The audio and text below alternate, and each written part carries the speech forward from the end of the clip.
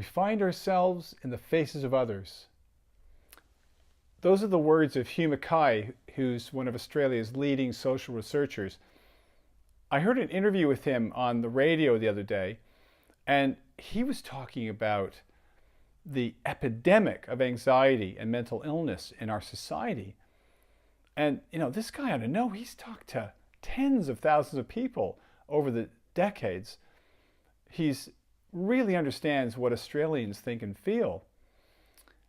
And he says the cause is increasing social fragmentation and isolation.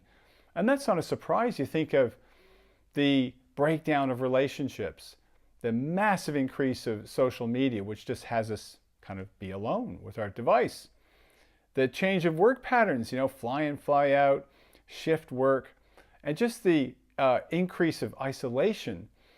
It has a massive impact on people's health and their mental health.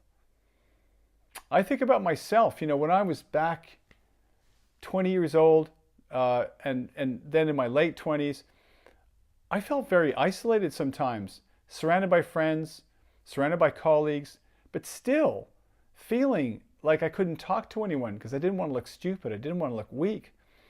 And that had me be very anxious and feel very disconnected.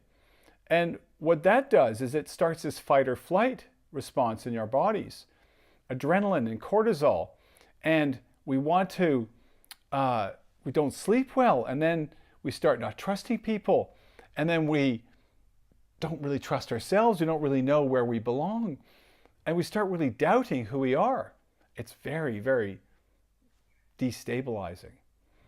So Hugh says the only thing we can do as mature people is to reach out to someone we don't know, someone we don't normally interact with, and bring them into our tribe. We're hardwired for relationship. We're hardwired for trust.